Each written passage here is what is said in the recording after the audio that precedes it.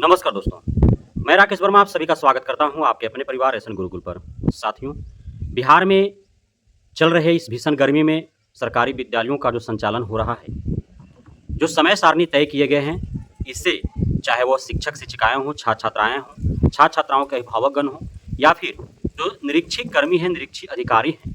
निरीक्षी अधिकारी में चाहे वे आउटसोर्सिंग एजेंसियों से बहाल डीपीएम, बीपीएम, बीआरपी हों या फिर डीओ, डीपीओ, बीओ हों, सभी लोग आहत हैं। कोई भी एससीएस के पाठक के 16 मई 2024 से 30 जून 2024 तक विद्यालय चलाने की जो समय सारणी तय की गई है, उससे खुश नहीं है। इस भीषण गर्मी के चपेट में सभी कोई आ रहे हैं, चाहे वह प्राथमिक विद्यालय से लेकर के 12वीं तक पढ़ाने वाले कोई भी शिक्षक-शिक्षिकाएँ हों, पढ़ने वाले कोई भी छात्र-छात्राएँ हों या फिर कोई भी जाँचकर्मी हो, महिला हो, पुरुष हो, युवा हो या बुजुर्ग हो, सभी लोग आहत हैं, सभी लोग इस भीषण गर्मी के चपेट में आ रहे हैं, सभी बीमार पड़ रहे हैं। आप देख पा रहे हैं, आज तीसरा दिन विद्यालय का संचालन इस न्यू शेड्यूल के हिसाब से है। 16 मई 2024 को सैकड़ों शिक्षक-शिक्षिकाएँ, छात्र-छात्राएँ बीमार पड़े, बेहोश हुए और कई शिक्षक-शिक्षिकाएँ दिवंगत भी हो गए। 17 मई 2024 को सरकारी छुट्टी थी, विद्यालय संचालित उस दिन नहीं हो पाया। 18 मई 2024 को पुनः विद्यालय सुबह 6 बजे से दोपहर 1:30 बजे तक संचालित हुए, जिस क्रम में लगभग आधा दर्जन शिक्षक-शिक्षिकाएँ दिवंगत हो गए और सैकड़ों शिक्षक-शिक्षिकाएँ, छात्र-छात्राएँ बीमार पड़े। आज 20 मई 2024 तीसरा दिन है, क्योंकि 19 मई 2024 को विद्यालय संडे के कारण बंद था।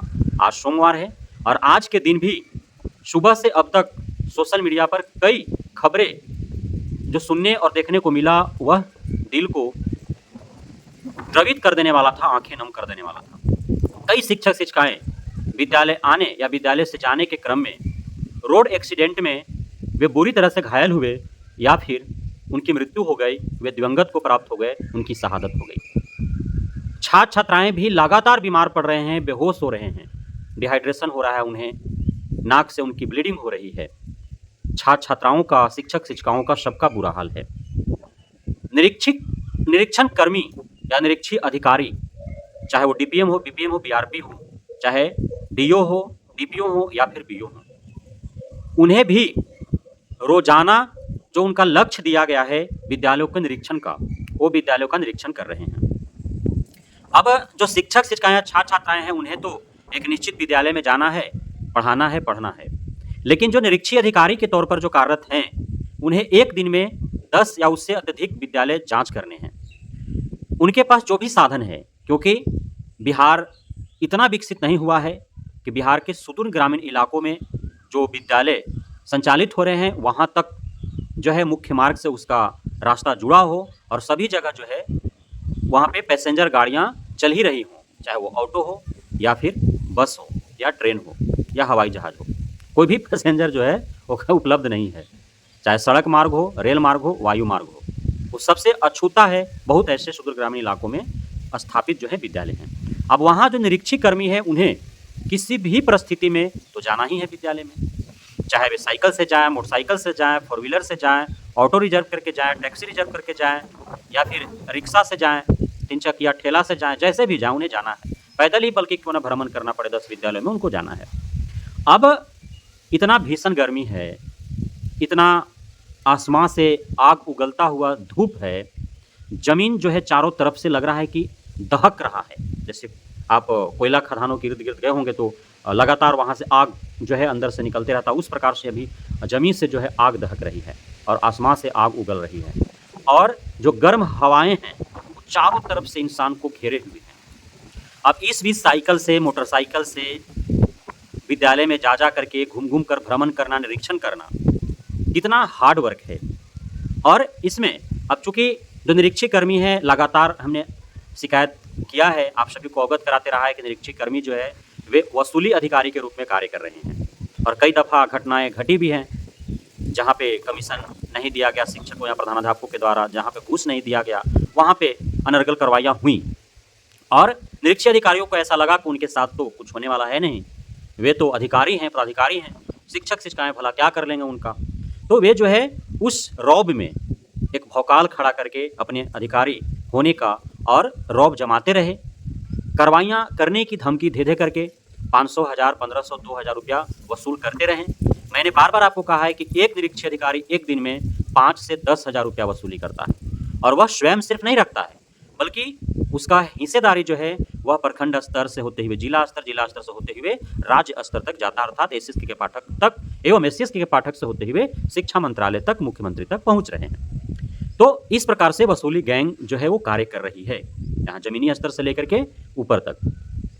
तो अब ये निरीक्षी अधिकारी, ऐसा तो नहीं है कि इनका शरीर जो है वो पत्थर से बना हुआ है, इस भीषण गर्मी का उन पर असर नहीं पड़ेगा, आग उगलती आसमां जो है इनको जलाएगी नहीं, जो आग दहकती जमी है इसका इन पर असर नहीं पड़ेगा, यह जो चारों तरफ से जो गर्म हवाएं इनको घेरे हुए है उन लहरों का इन पर असर नहीं पड़ेगा, ऐसा तो है नहीं।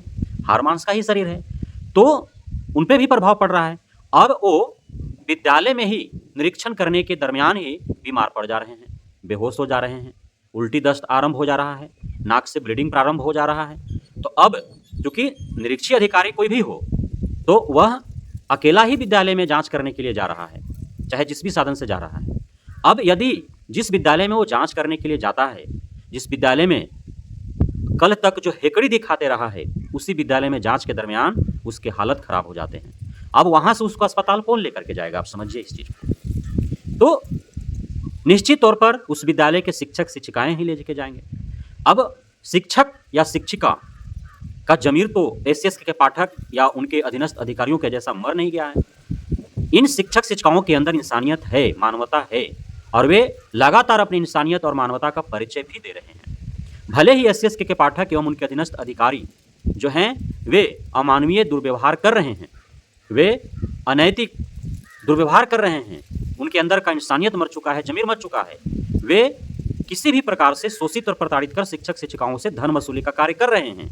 लेकिन शिक्षक शिक्षिकाएं उन सभी चीज़ों को नज़रअंदाज करते हुए, और जब कोई निरीक्षी अधिकारी बीमार पड़ रहा है जिस किसी भी विद्यालय में, वहाँ के शिक्षक शिक्षिकाएं उस निरीक्षी अधिकारियों को, चाहे वो डीपीएम हो, बीपीएम हो, वीआरपी हो, बीओ हो, डीओ हो, डीपीओ हो, वो अस्पताल तक पहुँचाने का कार्य कर रहे हैं। आप लगातार देख रहे हैं, आपने भी झेला होगा और देखा भी है जिस प्रकार से एक परिवार में कई सदस्य होते हैं तो छोटे मोटे कार्यों को लेकर के आपस में जो है तू में होते रहता है, उसी प्रकार से एक विद्यालय भी परिवार है। वहाँ पे जो शिक्षक शिक्षिकाएं कार्यरत होते हैं तो उनके बीच भी किसी न किसी बात को लेकर के मनमुटाव होते हैं, तू में होता है कभी कभार। कुछ दिनों तक जो है एक दूसरे के बीच से रूसाफोली होता है, मुखलबल हो जाता है। लेकिन इस घड़ी में जब कोई भी शिक्षक शिक्षिका बीमार पड़ रहे हैं तो सभी उस विद्यालय के शिक्षक शिक्षिकाएं उसकी सेवा में तत्पर रह रहे हैं। वो सारे चीज़ों को भूल करके, सारे शिकवे गिलों को भुला करके, और वे अपने एक परिवार के सदस्य के भांति, अपने भाई अपने बहन के भांति वे जो हैं एक दूसरे के लिए तत्परता दिखा रहे हैं। किसी भी विद्यालय में छात्र छात्राओं को यदि बीमारी लगता है, वे बीमार पड़ते हैं, तो उनकी सेवा में उस विद्यालय के सभी शिक्षक शिक्षिकाएं, छात्र छात्राएं जो है वे तत्पर दिख रहे हैं। भले ही एक विद्यालय में जो आपस में छात्र छात्राएं पढ़ने के क्रम में, खेलने के क्रम में मनमुटाव हो जाता है, उनका झगड़े हो जाते हैं, दुतुमे में हो जाते हैं, लेकिन जब उस विद्यालय के किसी भी छात्र या छात्रा बीमार पड़ रही है तो उस विद्यालय के सभी छात्र छात्राएं शिक्षक शिक्षिकाओं के साथ उसकी सेवा में तत्परता दिखा रहे, हाजिर हो जा रहे हैं। कोई बेना डोला रहा है, कोई पानी थोप रहा है, कोई पैर रगड़ रहा है, कोई हाथ रगड़ रहा है।